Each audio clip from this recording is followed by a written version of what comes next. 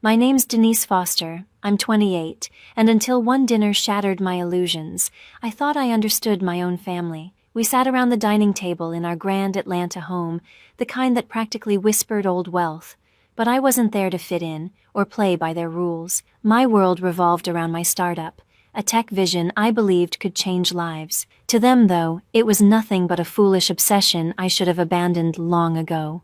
Dressed in jeans and a simple sweater, I looked out of place beside their polished luxury and self-satisfied grins. The room felt heavy, the quiet, broken only by the faint clatter of silverware. Then my mother leaned closer, her tone sharp enough to slice through the air. "Denise, we're done rescuing you," she said flatly. "We're not your bank anymore." My father gave a stiff nod, his gaze distant and cold, as if I were some failed investment. My sister's laugh followed, light, cruel, and meant to sting, as she reminded me I'd never reach her level. They thought they were humbling me, showing me my place, but I stayed calm, my phone buzzing quietly in my pocket with a message that would soon rewrite everything they thought they knew. They couldn't guess what was coming, nor that I now held the leverage over all they treasured. If you think their arrogance lasted, stay with me. This story is about to turn their smirks into silence, and if you're curious how I twisted their words back on them, make sure to hit subscribe and tap the bell, because what comes next will leave you stunned. Just as the first appetizers arrived, my mother's voice dropped to a chill. "Denise, that little tech fantasy of yours is a waste of time," she said, cutting through the soft clink of crystal and glass. Her gaze cut straight through me, filled with the kind of disappointment that made it seem like my ambition to build a startup was a personal offense. Mom leaned back, the light from the chandelier catching the diamonds at her neck as she sighed. "You're almost 30. When will you finally grow up and get a real job?" she asked, each word laced with frustration. Dad followed immediately, placing his wine glass on the table with deliberate calm, his expression severe, like a judge delivering a sentence. "Your sister's out there closing million-dollar deals in real estate," he said, motioning toward Tracy, who sat smirking like she'd already won. "That's what success looks like, Denise, not some app that hasn't earned a cent." His tone sliced deeper than he realized, but I kept my face unreadable, my hands resting neatly in my lap. I refused to give them the satisfaction of seeing me flinch, and of course, Tracy couldn't resist twisting the knife. She flipped her hair, her gold bracelet flashing under the light as she launched into her favorite subject, herself. "Just signed a contract for a downtown condo project," she announced proudly, her voice thick with self-importance. "7 figures, Denise," she added, pausing just long enough for it to sting. "That's the kind of money you'll never see chasing your childish dreams." Her laughter cut through the air, sharp and cruel enough to twist my stomach. "Still living off our leftovers, huh? Always begging for help?" Mom gave a stiff nod, her lips pressed into a thin line. "We've gone too easy on you," she said, folding her napkin with slow precision. "Tracy's right, you can't depend on us forever." The words landed like blows, but I stayed still. I'd heard the same chorus every holiday, every so-called family dinner, a script they never tired of performing. To them, I was the weak one, the embarrassment who didn't fit their picture-perfect high society image. Dad leaned in, his tone firm but self-righteous. "It's time you stood on your own, Denise.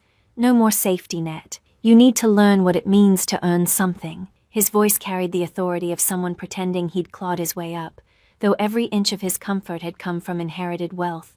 The house, the cars, even the wine in his glass. I felt the hypocrisy like a cold wind, but said nothing, letting their words wash over me. Tracy wasn't done. She took a slow sip of wine, amusement flickering in her eyes. "Maybe follow my example," she said smoothly. "Get your real estate license, start small, actually contribute to this family." Her tone dripped with condescension. "You're not built for this startup fantasy. It's embarrassing, honestly." My jaw tightened as my hands gripped the chair. I'd grown used to their judgment, but tonight, every insult dug deeper. Each one a reminder of how little they believed in me. They saw me as a burden, a dreamer destined to fail. But I wasn't there to defend myself or seek validation. My phone in my pocket felt heavier than ever, a quiet symbol of what they couldn't yet imagine. They thought their wealth gave them control over my future, that their money and opinions shaped the limits of my life. The dining room pulsed with their smug confidence, Mom's sharp looks, Dad's patronizing tone, Tracy's gleeful cruelty. They believed they'd won. I let them talk.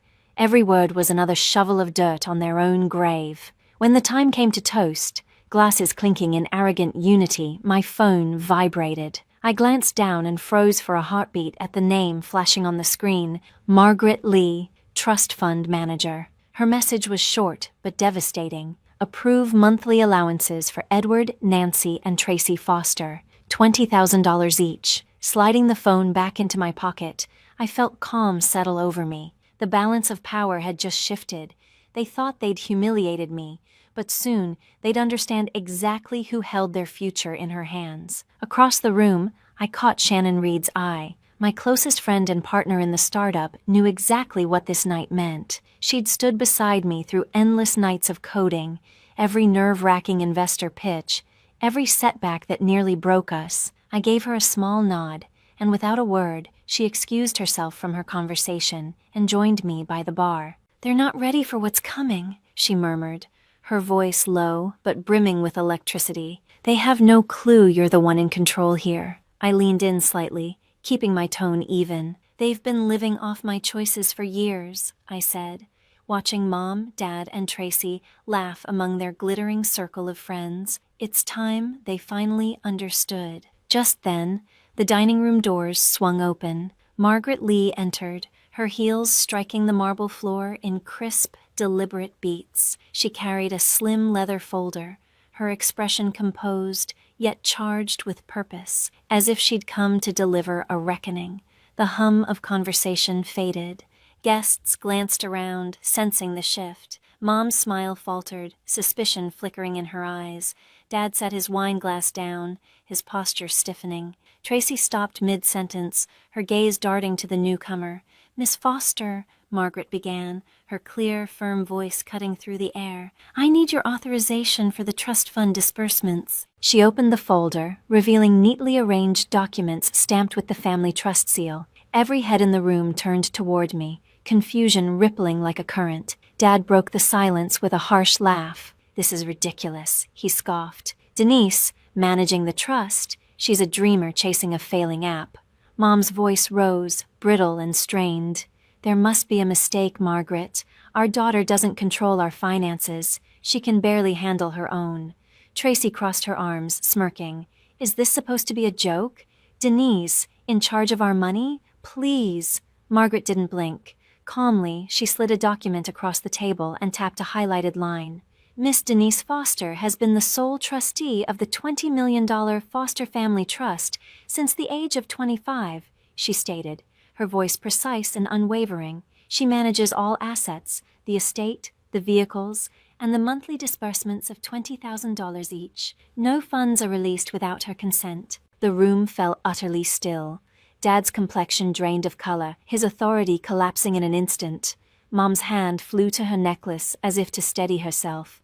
Tracy's smirk dissolved, her wineglass trembling between her fingers. Margaret closed the folder, gave me a brief nod, and turned toward the exit. "I'll await your decision, Miss Foster," she said, her heels striking the floor as she left the stunned silence behind. I rose from my chair, my voice cool and unwavering, cutting through the heavy air like a blade. "For the past 3 years, every cent you've spent has passed through me," I said evenly, meeting each of their stunned faces. "Your luxury cars, those endless vacations, Tracy's condo ventures, all of it depended on my approval. You thought you were in charge, but the truth is, I always was." Their perfectly curated world was beginning to crack, and I was only at the beginning.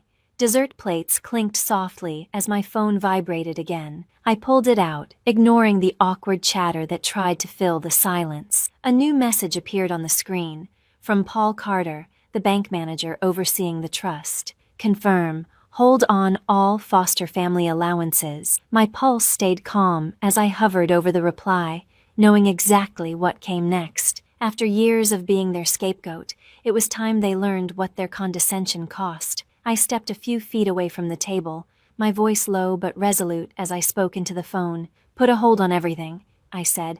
"No disbursements for Edward, Nancy, or Tracy Foster, effective immediately. Paul's reply came crisp and efficient. Understood, Miss Foster. Consider it done. I ended the call, slipped the phone back into my pocket, and returned to my seat, my expression unreadable. Tracy noticed first. She frowned, staring at her phone, her manicured fingers moving rapidly across the screen. "What is this?" she muttered, her voice rising with each tap. My cards declined. She tried again, her cheeks flushing as the same error message flashed. "This can't be right. I used it this morning." Her eyes flicked toward me, suspicion dawning, but I calmly lifted my glass and took a slow sip of water. Dad's fork stopped midair, his brows drawing together. "Tracy, what's going on?" he asked sharply. She shoved the phone toward him, her voice shaking. "My account's frozen, and the condo deal downtown is collapsing. They're saying the funds never cleared." Panic crept into her tone as she scrolled through a flood of messages from furious partners. Mom clutched her chest, her bracelet jangling as her composure faltered. "That has to be a mistake," she said quickly, though her eyes betrayed the fear spreading behind them. "Our accounts are stable. They've always been." She turned to Dad, her hand gripping his arm. "Edward, the house, the taxes, the mortgage, those are fine, right?" The question lingered in the tense air. I leaned back, my voice calm and measured. "The mansion belongs to the trust," I said, locking eyes with each of them, "and I control the trust. Without my authorization, there's no money for taxes, no payments, nothing." Dad's color drained. The confident patriarch facade cracked as uncertainty took its place. "That's absurd," he muttered, but the weakness in his voice said otherwise. "We don't need your permission to live our lives," Tracy burst out, her voice tight with panic. "You're bluffing. You can't just cut us off. We have our own money, our own business deals." But her hands trembled, fingers gripping her phone like it was her last safety line. Mom tried to step in, her tone cracking under strain. "Denise, please, be reasonable. We've always supported you. This is just a misunderstanding." The words rang hollow, empty echoes trying to mask years of dismissal and contempt. I only shook my head, my expression unreadable. "For 3 years," I said evenly, my voice slicing through the air, "I've signed every check that's kept your cars on the road, your vacations booked, your lifestyle intact. You thought you were in control? You never were." The truth hit like a physical blow. Excuses died on their lips. Tracy's phone buzzed again. She glanced down and gasped. Her largest client had just canceled their contract. The color drained from her face as her polished facade began to crumble. Dad tried to salvage what little dignity he could. "We don't need your charity," he barked, but the tension in his clenched fists told another story. "We've done perfectly fine without you." I arched an eyebrow, letting the silence drag. They could cling to denial all they wanted, but the truth was already settling in. Their wealth, their comfort, their entire sense of power existed because of me. Mom's eyes shimmered with tears, her calm exterior finally breaking. "Denise, you can't do this to us," she whispered, her voice barely holding together. But I didn't flinch. Their panic filled the room, raw and heavy, the air thick with fear. I felt nothing but the satisfaction of balance being restored. They had mocked me, belittled me, written me off as a failure, and now they were learning what that arrogance cost. The dining room fell silent again, the tension broken only by the soft ping of my phone. I glanced at the screen, my chest tightening as I saw the sender, a venture capitalist I'd pitched to the year before. The subject line hit like ice water. "Concerns about your startup's credibility." My jaw tightened as I read. Tracy had sabotaged me. She'd told investors my company was a scam, a desperate money grab. Her lies had tanked a crucial funding round and nearly killed my business before it even launched. I looked up slowly, my gaze locking on hers. "You told investors my startup was a fraud," I said, my voice low, sharp, and unwavering. Her face went ashen, lips parting in a silent denial. But I raised my phone, the email glowing in my hand like a confession. "This came from one of them," I continued. "They heard it directly from you." The room fell dead quiet. Guests stopped whispering, every eye fixed on Tracy as she stammered, her hands trembling uncontrollably. "That's a lie," Tracy snapped, but her voice wavered, betraying the truth she was trying to bury. Mom's eyes darted between us, her expression torn between guilt and defiance. "Denise, she was only protecting our family's reputation," she said, her tone trembling but still trying to sound firm. "Your startup, it's risky. She was thinking about what was best for all of us." Dad nodded stiffly, his jaw tight. "She didn't mean any harm," he added, voice low, almost pleading. "Tracy was just trying to keep our name out of gossip. You know how fast things spread in our circles." Their words hit harder than I expected. They weren't just excusing her, they were defending her. They knew she'd sabotaged my dream, poisoned my reputation, and they still stood by her. Tracy seized on their support, her tone turning frantic. "I had to, Denise!" she shouted, her eyes wild.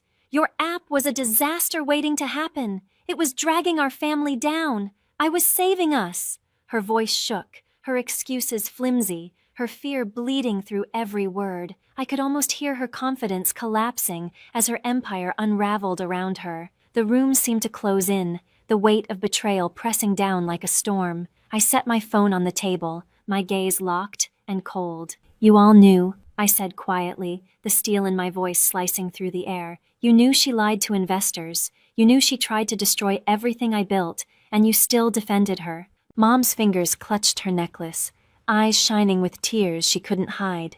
She said nothing. Dad looked away, his silence louder than any denial.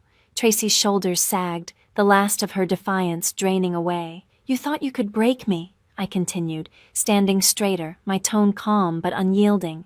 "But for 3 years, every luxury you've enjoyed, your cars, your trips, your deals, came from the trust I controlled, from me. And now I'm done." The word hung in the air like a final sentence. No more allowances, no more trust fund, not a cent. Mom gasped, both hands flying to her mouth. Dad's face fell, the confident patriarch replaced by a man stripped bare. Tracy's phone slipped from her grip, hitting the table with a hollow thud. Their world, built on arrogance and deceit, was finally cracking apart. And I felt nothing but clarity. They had chosen lies over loyalty, image over truth, and now they would live with the fallout. Their devotion had never been to family, only to the illusion of perfection. As the last guests drifted away, I rose from my chair. The room was silent now, heavy and still. Mom, Dad, and Tracy sat motionless, their eyes blank, their power gone. I'd listened to their excuses for years, but not anymore. It was time to close this chapter. I squared my shoulders, my voice steady and final as I spoke. The voice of someone who no longer needed their approval, their wealth, or their world. "The $20 million trust is under my control," I said, meeting each of their eyes without blinking. "And starting today, every cent goes into my company. The same one you mocked, the one you said would never succeed. That's where the money belongs. Not $1 of it goes to you. Not now, not ever." My words sliced through the silence like glass. Mom's breath hitched, her hand flying to her chest, but I didn't soften. This wasn't cruelty, it was accountability. Dad's voice broke the stillness, rough and trembling. "Denise, the mansion," he said, desperation creeping in. "If you cut off the funds, we can't pay the property taxes. They'll seize it." His confession cracked his perfect composure, the truth exposing how fragile their wealth really was. The grand Atlanta estate, once their proudest symbol of success, had become a burden they couldn't sustain. I met his pleading gaze, my tone unyielding. "That's no longer my concern," I said quietly. "You made your decision the moment you dismissed me." Tracy's head jerked up, panic flashing across her face. "You're destroying me," she choked out. "My clients are gone, my deals are collapsing. I'm finished without my reputation." Her hands shook as she clutched her phone like it might somehow fix everything falling apart. The woman who built her empire on image and influence was watching it all crumble, piece by piece. I felt nothing for her. She'd tried to sabotage my dream, and now her downfall was her own making. Mom's voice trembled, her eyes wide and pleading. "Denise, we're your family," she whispered. "You can't turn your back on us." But her words carried no power. They had turned theirs on me long ago, replacing love with judgment and loyalty with betrayal. I shook my head slowly, my voice steady. Family doesn't destroy each other's dreams, I said. Family doesn't lie to investors and try to ruin what someone's built. You did that, not me. I took a deliberate step toward the door, each movement lighter than the last. I don't need you to succeed, I said, my voice resonating through the hushed room. Everything I've built, every line of code, every pitch, every sleepless night, it's mine. The trust fund is just a tool now, one I'll use to prove you were wrong about me. My startup wasn't just an idea. It was proof of who I'd become. I no longer needed their wealth, their validation, or their family name. Around the table, no one spoke. The guests had gone quiet, watching the wreckage unfold. Dad sat motionless, staring down at the table as though searching for a way to undo what couldn't be undone. Mom's shoulders sagged, her expression hollow with defeat. Tracy's fingers hovered over her phone, but no message would come to save her now. They had underestimated me, believing they could manipulate and contain me, but the truth was finally staring them in the face. Their entire world had depended on me all along. I turned toward the doorway, each step deliberate and steady. You thought you could break me, I said, pausing with my hand on the frame. But I'm the one who's been holding you up, and I'm done. The silence that followed was suffocating, a far cry from the smug laughter that had filled the house earlier that evening. They had lost it all, their fortune, their prestige, their illusion of control, because when it mattered most, they chose betrayal over belief. As I walked out, the lights of Atlanta glimmered through the mansion's tall windows, a glowing reminder of the city where I had built something real. I didn't look back. Their downfall came quickly. Tax bills piled up, clients withdrew, and the glamorous life they'd curated collapsed piece by piece. I was finally free, ready to create something larger than their narrow world, fueled by my own resilience and the trust I now commanded. 6 months later, I stood in my new office, overlooking that same skyline. The space buzzed with energy, monitors glowing, ideas flying, a team united by purpose. My company's logo shone proudly on the wall, a symbol of everything I'd fought for. What was once mocked as a foolish dream had grown into one of Atlanta's most promising tech ventures, praised in local publications as a disruptor in its field. The $20 million trust, once a safety net for my family's indulgence, had become the foundation of innovation, rebuilt through my labor, my risks, my vision. Pride swelled in me, not just for the success, but for the quiet justice of proving them wrong. Meanwhile, Mom and Dad's empire had shrunk to nothing. Without the trust's support, they lost their mansion to unpaid taxes, forced to sell it at a loss. They'd traded their marble halls and panoramic views for a small apartment far from the city center. Word reached me through mutual friends. They now lived modestly, counting every dollar, surviving on Dad's fading investments and Mom's occasional consulting jobs. The life of galas and luxury had been replaced by thrift stores and discount groceries. Tracy's fall was even more brutal. Her reputation, once spotless, was ruined. Her clients vanished, her accounts frozen, and her high-end career dissolved. She ended up behind a desk at a small management office, pushing paperwork for a fraction of what she used to earn. The designer bags, the magazine features, the invitations, all gone, replaced by hushed whispers at industry events. She'd called once, leaving a voicemail I never returned. Her betrayal, the lies she spread about my company, still cut too deep. Through it all, Shannon Reed never wavered. My closest friend, my partner in this journey. She had been there through every late night, every failed pitch, every small victory. As we reviewed the latest growth charts, she smiled, her eyes bright with pride. "We did it, Denise," she said, warmth in her voice. "Not them, not the trust, just us." I smiled back, grateful, not just for the success, but for the people who truly believed. Our startup wasn't just staying afloat anymore. It was soaring. New investors were lining up. Downloads were climbing by the thousands, and the buzz around our app was growing louder every day. Shannon's faith in me had been the steady ground beneath my feet when my own family tried to tear everything apart. As I stood by the window watching the city pulse with life, I realized there was a lesson I'd earned the hard way, one I wanted others to hear. Never assume someone is powerless, because the person you underestimate might be the one holding your future. My family had tried to control me, dismiss my vision, and even sabotage my work. But they'd been wrong about me all along. Real success, I'd learned, doesn't come from approval or inheritance. It comes from belief in yourself when no one else sees your worth. I'd built something real, not out of their wealth or their praise, but out of my own persistence, courage, and unshakable will. What happened to them wasn't revenge.